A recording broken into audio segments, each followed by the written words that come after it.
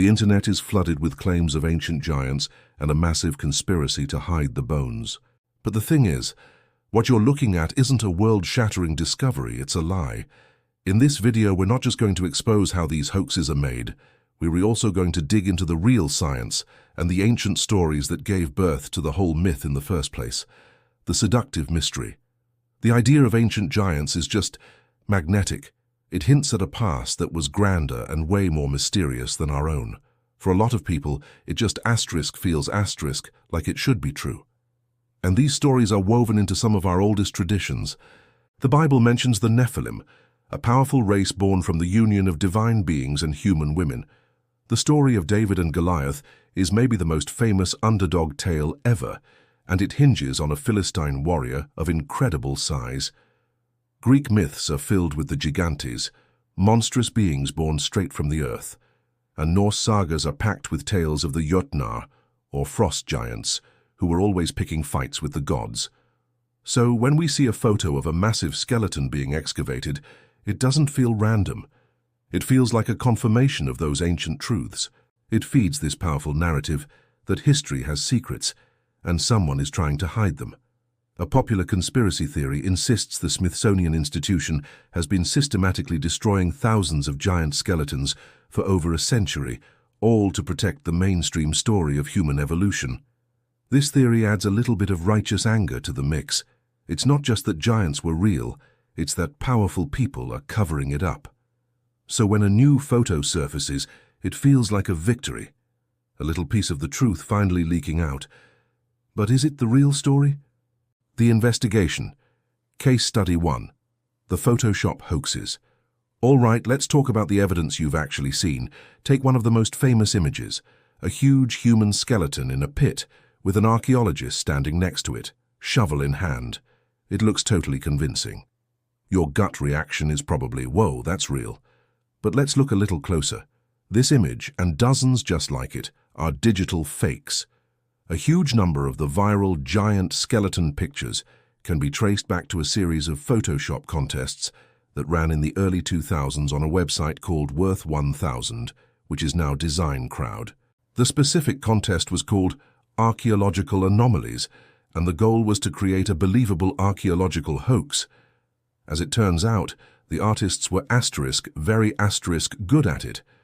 They'd start with a real photo from a real dig, usually of a mammoth or a mastodon, and then skillfully blend in a human skull and bones, scaling them up to epic proportions. They would painstakingly match the lighting, the color of the soil, and the textures to make it look perfect. But these were created as art, not evidence. Once you see it, you can't unsee it. In that famous photo, if you look closely, the shadows on the skeleton don't quite match the shadows of the dig site. Sometimes the archaeologist is holding a shovel handle with no shovel head. These weren't bombshell discoveries. They were just fun, creative projects that escaped the art contest and fooled millions. The investigation, Case Study 2, the Cardiff Giant. But faking giants is nothing new. Long before Photoshop, America had the Cardiff Giant, one of the greatest hoaxes in the country's history. It all started in 1868 with a New York tobacconist named George Hull.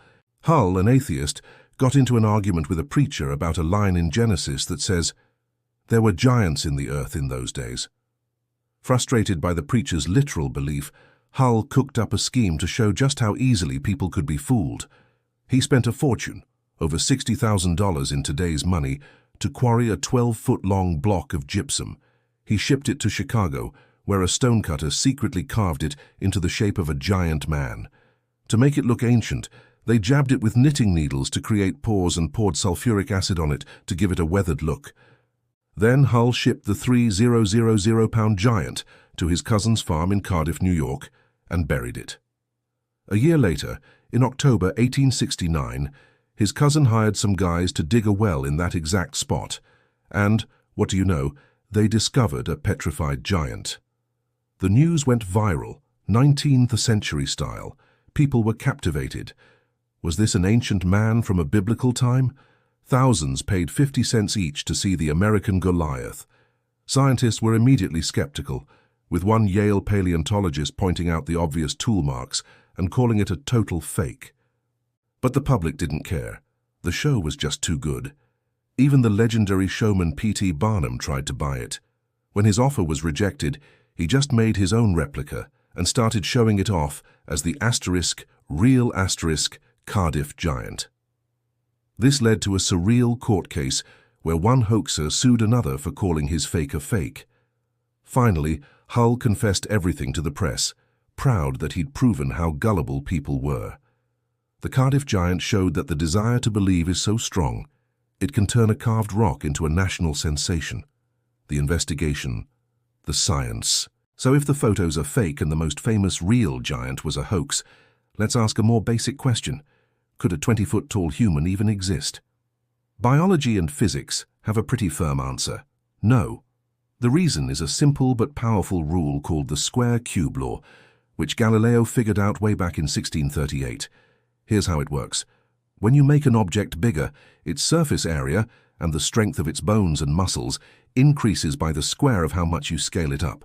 But its volume and therefore its weight increases by the *cube*. Let's simplify.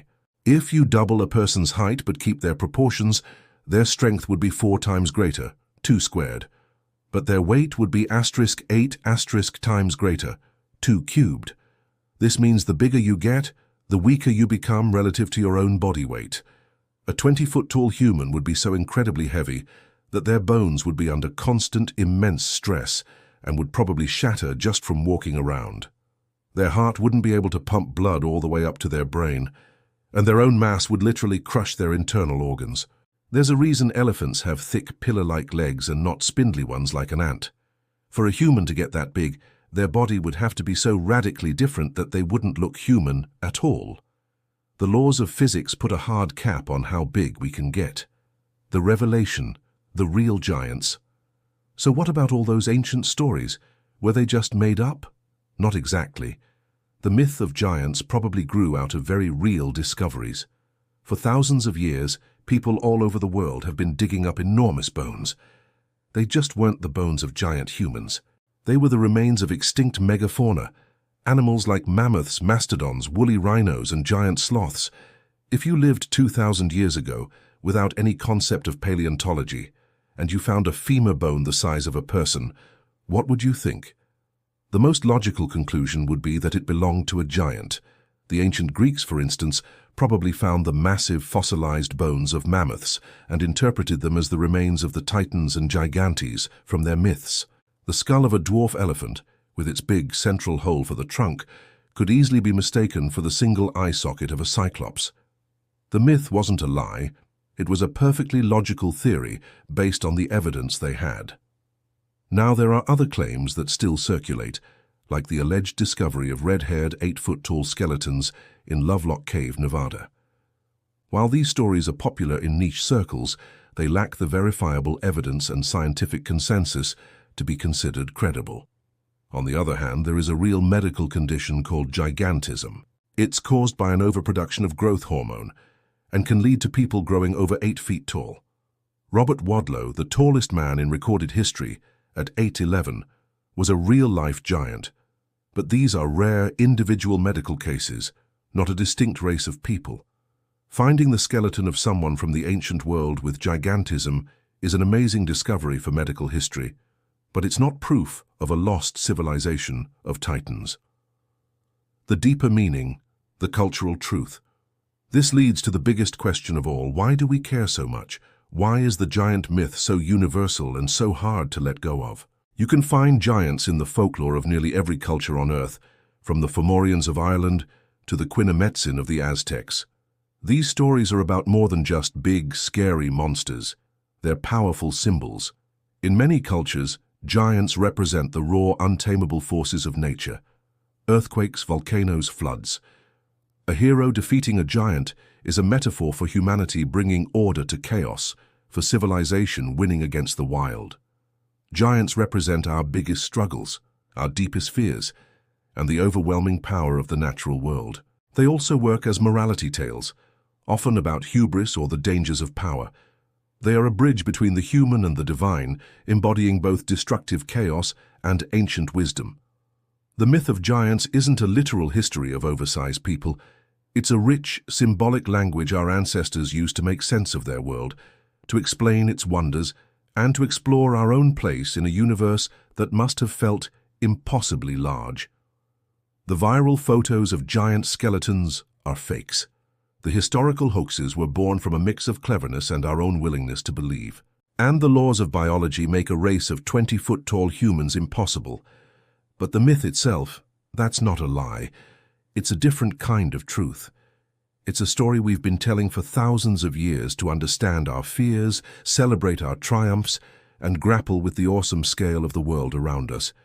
The bones our ancestors found didn't belong to giants, but the stories they built from them were absolutely colossal.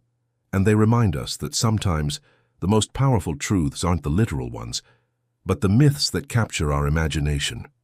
The internet is full of modern myths and digital legends. So what other stories have you seen that you want us to tackle next? Let us know in the comments below.